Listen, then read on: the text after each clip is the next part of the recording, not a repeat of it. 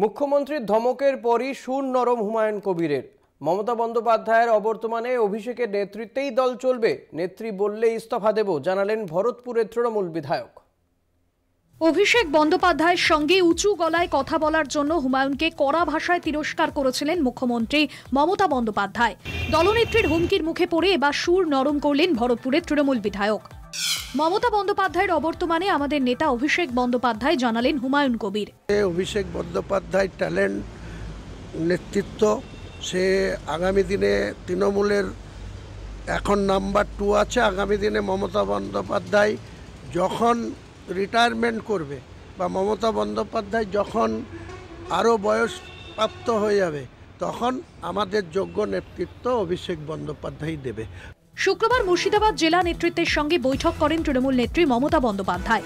বৈঠকে তৃণমূলের শীর্ষ নেতৃত্বের পাশাপাশি উপস্থিত ছিলেন মুর্শিদাবাদের নেতা নেত্রীরা, ছিলেন জেলার বিধায়ক হুমায়ুনও। বৈঠক থেকেই হুমায়ুনকে সংবাদ মাধ্যমে মুখ না খোলার নির্দেশ দিয়েছিলেন মমতা বন্দ্যোপাধ্যায়।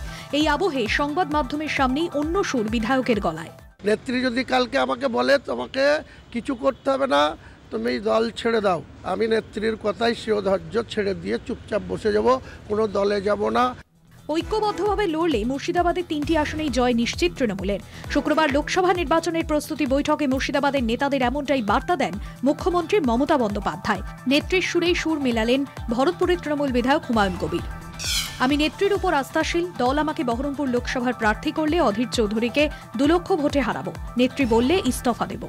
রবিবার সকালে বেলডাঙ্গার এক কার্যক্রমে যাওয়ার সময় বললেন হুমায়ুন কবির। আমরা দলের সৈনিক হিসাবে মুর্শিদাবাদ জেলায় যে কোনো পার্টিকে, সিপিএম, বিজেপি, কংগ্রেস, আইএসএফ, সবার মোকাবেলা করার ক্ষমতা হুমায়ুন কবির রাখে। অধীর চৌধুরীর ডবল হ্যাট্রিক করার সুযোগ থাকবে না 2024 সালে, কারণ 93 সাল থেকে 5 বার জিতেছে। শুধু নেত্রী শুধু আমার নামটা ঘোষণা করুক, আমি বলছি দায়িত্ব নিয়ে 2 লাখ ভোটে অধীর চৌধুরীকে হারাবো। মুর্শিদাবাদের লড়াইয়ের ক্ষেত্রে অধীর চৌধুরী যে কোনো ফ্যাক্টর নয় তা স্পষ্ট করে দিয়েছেন মুখ্যমন্ত্রী মমতা বন্দ্যোপাধ্যায়। অধীরকে উপেক্ষা করেই ভোটের দিকে তাকাতে হবে বলে বার্তা দেন তিনি। এই আবহে মুর্শিদাবাদে অধীরকে সমূলে উপড়ে ফেলতে দলের নির্দেশেই কাজ করতে বদ্ধপরিকর তৃণমূল বিধায়ক হুমায়ুন কবির। মুর্শিদাবাদ থেকে কল্যাণ চন্দ্রের রিপোর্ট, কলকাতা টিভি। পুলিশের তোলাবাজির ভাইরাল ভিডিও তুলে ধরে সাংবাদিক বৈঠক বিজেপির। ঘটনায় বিরোধী বিজেপির নিশানায় শাসক দল। স্বাভাবিকভাবেই অস্বস্তিতে শাসক দল, মুখই খুললেন না তৃণমূলের জেলা সভাপতি।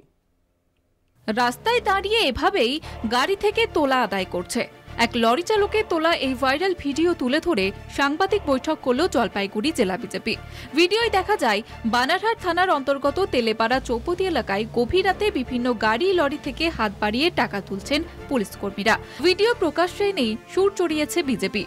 পরিষ্কার যে পশ্চিমবঙ্গের যে সরকার একটা চোরের সরকার, এবং সেই চোরের সরকারের যারা আধিকারিক আছে, পুলিশ আধিকারিক, তাদের বেহাল দশা, পশ্চিমবঙ্গের বেহাল অবস্থা, আইনের অবস্থা কি আছে এর থেকে পরিষ্কার।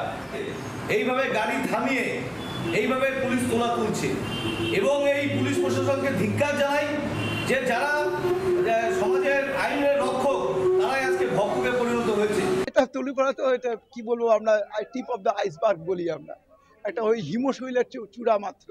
আরও যে কত কিছু বেরোবে আপনারা জানেন অনেক কিছুই। আপনারা আরো একটু যদি প্রচার করেন তাহলে ভালো হয়, মানুষ আরো বেশি জানতে পারে। এ বিষয় নিয়ে স্বাভাবিকভাবেই অস্বস্তিতে শাসক দল।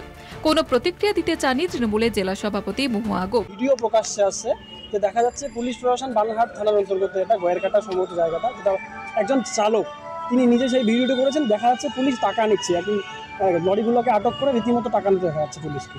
পুলিশ বলতে পারবে, আমি বলতে পারবো। পুলিশের তোলাবাজি নিয়ে অভিযোগে বিজেপির এই সুর চড়ানোর পিছনে রাজনৈতিক ষড়যন্ত্রের অভিযোগও উঠছে।